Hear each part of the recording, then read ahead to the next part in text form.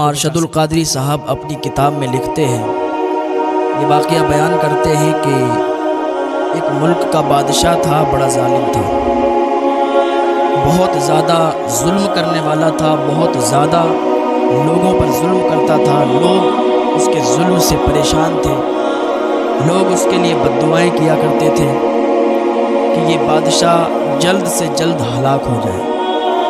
اتنا ظلم کیا کرتا تھا لوگوں پر۔ 6 مہینے کے بعد وہ ایک نئی لڑکی سے نکاح کیا کرتا تھا، ایک نئی لڑکی سے شادی کیا کرتا تھا اور 6 مہینے اس کو رکھتا تھا اور پھر اسے قید خانے میں قید کرا دیا کرتا تھا۔ ایک دن وہ راستے سے گزر رہا تھا تو ایک لڑکی پر، ایک خاتون پر اس کی نظر پڑی۔ وہ لڑکی اتنی حسین و جمیل تھی کہ جو بھی اسے دیکھتا تھا تو دیکھتا ہی رہ جاتا تھا۔ اس کا دل آ گیا، اس نے جا کے اپنے محل میں اپنے وزیر کو بلایا، جو وزیر اس کا بڑا قریبی تھا، ہر بات اس کی جانتا تھا۔ وزیر سے کہا، دیکھو میں نے ایک لڑکی کو دیکھا ہے، اس کا پتہ نکالو، اس کے گھر پہ کون رہتا ہے، کون کون اس کے ساتھ رہتا ہے، کون کون اس کی فیملی میں ہے، ساری بات پتہ کر کے مجھے بتاؤ، میں اس لڑکی سے نکاح کرنا چاہتا ہوں۔ وزیر نے کہا، ٹھیک ہے، آپ نے بتایا ہے، ایک دن کے اندر میں معلوم کروا کے اور آپ کو اطلاع دیتا ہوں۔ بادشاہ نے کہا، ٹھیک ہے۔ وزیر نکلا اور اپنے چند سپاہیوں کو لگا دیا۔ سپاہی پہنچے، دیکھا وہاں پر، لوگوں سے پوچھا کہ اس لڑکی کا کون کون ہے۔ لوگوں نے بتایا اس کا ایک بوڑھا چچا ہے، باقی اس لڑکی کا کوئی نہیں ہے۔ سپاہیوں نے آ کے وزیر سے کہا، وزیر نے بادشاہ سے جا کے کہا کہ بادشاہ سلامت، اس لڑکی کا صرف ایک بوڑھا چچا ہے اور اس لڑکی کا کوئی نہیں ہے۔ بادشاہ خوشی میں جھوم اٹھا، بادشاہ خوشی میں ناچنے لگا کہ ٹھیک ہے، اس کے چچا کے پاس کچھ سپاہیوں کو بھیجو اور یہ کہلواؤ کہ بادشاہ اسے بلا رہے ہیں۔ وزیر نے کہا، ٹھیک ہے۔ وزیر نے کچھ سپاہیوں کو بھیجا، وہ سپاہی اس کے چچا کے پاس گئے، دروازہ کھٹکھٹایا۔ لڑکی نے کہا، چچا جان دیکھیے دروازے پر کوئی آیا ہے۔ چچا اٹھا، دروازہ کھولا، دروازے پر دیکھا بادشاہ کے سپاہی تو تھرا گیا، کانپنے لگا کہ بادشاہ کے سپاہی میرے دروازے پر کیسے؟ کیونکہ یہ بڑے لوگ بادشاہ تب بلاتے ہیں جب کوئی بات ہوتی ہے۔ وہ ڈر گیا اور سپاہیوں نے کہا، چلیے آپ کو بادشاہ سلامت بلا رہے ہیں۔ اس نے کہا، ٹھیک ہے آپ چلیے، میں آتا ہوں، کیونکہ اگر وہ منع کرتا تو بادشاہ زبردستی کرتا۔ لڑکی کا چچا دبے پاؤں اندر آیا، اس کے دل کی دھڑکنیں تیز ہو گئی تھیں۔ اس کی بھتیجی نے پوچھا، چچا جان آپ یہ بتائیے ابھی دروازے پر کون آیا تھا؟ آپ اتنے ڈرے ہوئے کیسے ہیں؟ آپ اتنے سہمے ہوئے کیسے لگ رہے ہیں؟ کیا کوئی بات ہو گئی؟ تو اس کے چچا نے دبی ہوئی آواز میں کہا، بیٹی بادشاہ کے سپاہی آئے ہوئے تھے، مجھے بلا رہے ہیں۔ لڑکی ایک دم گھبرا گئی، ڈر گئی کہ بادشاہ کے سپاہی اور آپ کو کیوں بلا رہے ہیں؟ کچھ سمجھ میں نہیں آ رہا۔ خیر، لڑکی نے کہا، چچا جان آپ اللہ رب العزت کا نام لیجئے، اپنے ڈر کو دور کیجئے، اللہ کے نام پر آگے بڑھیے اور دیکھیے بادشاہ آپ کو کیوں بلا رہا ہے۔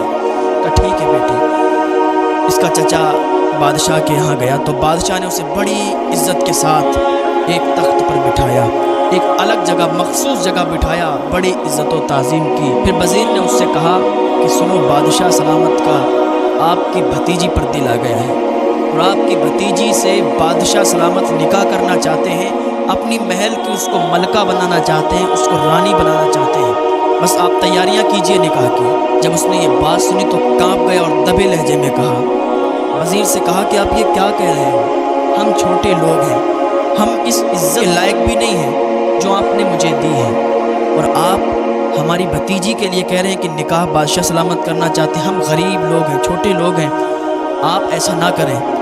بادشاہ بھی غصہ ہو گیا اور وزیر بھی غصہ ہو گیا۔ تیز آواز میں کہا کہ سن لے، اگر تو راضی نہیں ہوا تو سمجھ لے ہم زبردستی بھی کرنا جانتے ہیں۔ ابھی تمہیں عزت دے رہے ہیں، عزت کے ساتھ بٹھانا ہے اور عزت کے ساتھ پوچھ رہے ہیں، لیکن اگر تم راضی نہ ہوئے اپنی بھتیجی کا نکاح کرنے کے لیے، ہم زبردستی تمہاری بھتیجی کو اٹھوا لیں گے اور تمہیں بھی قید خانے میں ڈلوا دیں گے۔ جب اتنی بات سنی تو اس نے کہا کانپتی ہوئی آواز میں اس لڑکی کے چچا نے کہا ٹھیک ہے جیسی آپ کی مرضی، اور اس کے آنسو آ گئے۔ آنسو پوچھتے ہوئے گھر پہ آیا، دروازہ کھٹکھٹایا، بھتیجی نے دروازہ کھولا، اندر آیا۔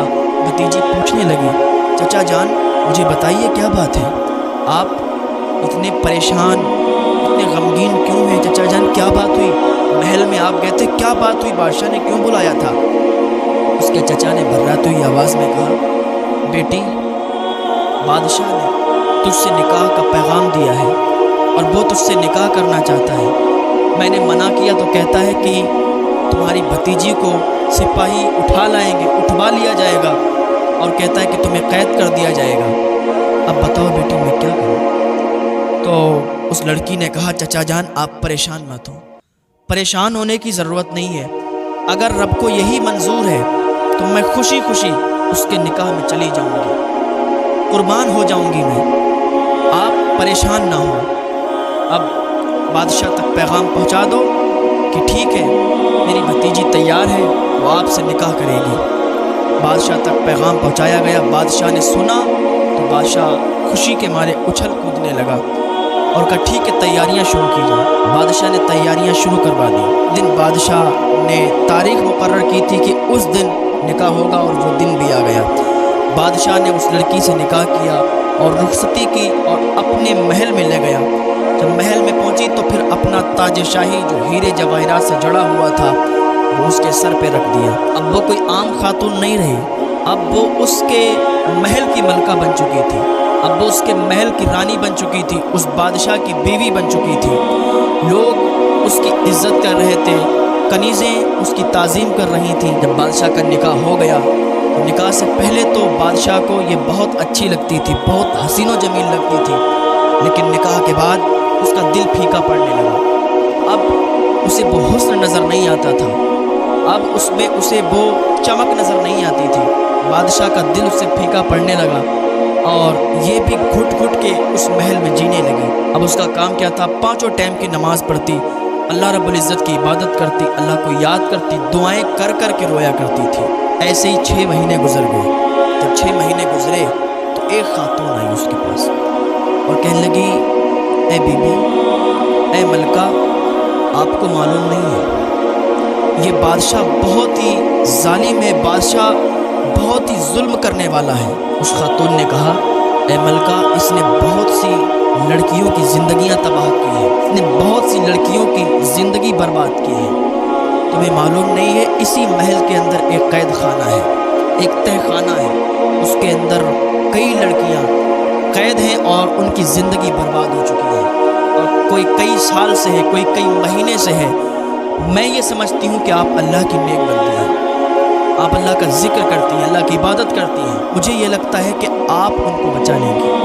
اگر آپ وہاں پر ایک بار چلی جائیں تو آپ ان کو نکال کر لا سکتی ہیں، میں آپ کو فل سپورٹ کروں گی۔ جب ملکہ نے یہ سنا کہ کئی لڑکیاں قید خانے میں قید ہیں تو اب اس کی دل کی دھڑکنیں تیز ہو گئیں کہ کاش میں ان تک جلدی سے پہنچ جاؤں تو ان کی زندگی بچا لوں۔ اب یہ کنیز نے کہا ٹھیک ہے، اگر آپ اس بات پر راضی ہیں کہ آپ ان لڑکیوں کی جان بچائیں گی تو بادشاہ کے جانے کا انتظار دیکھیں۔ بادشاہ آج شکار پر جائے گا اور جیسے ہی بادشاہ شکار پر نکلے گا میں آپ کو اس تہ خانے میں لے چلوں گی، میں آپ کو اس قید خانے تک لے چلوں گی۔ آپ وہاں پہنچ کر اپنے آپ دیکھنا کہ کتنی لڑکیوں کی زندگیاں تباہ ہو رہی ہیں، کتنی لڑکیاں برباد ہو چکی ہیں، ایک آپ ہی ہیں جو ان لڑکیوں کو بچا سکتی ہیں۔ ملکہ نے کہا ٹھیک ہے مجھے لے چلو۔ بادشاہ شکار پر چلا گیا، وہ کنیز اس ملکہ کو لے کے بہت ہی عجیب و غریب راستوں سے ہو کر اس تہ خانے تک پہنچ گئی۔ جیسے ہی قید خانے کے اندر پہنچی تو وہاں کی جو اور خواتین تھیں وہ سب اس ملکہ کو دیکھ کر اس کے پاس آنے لگی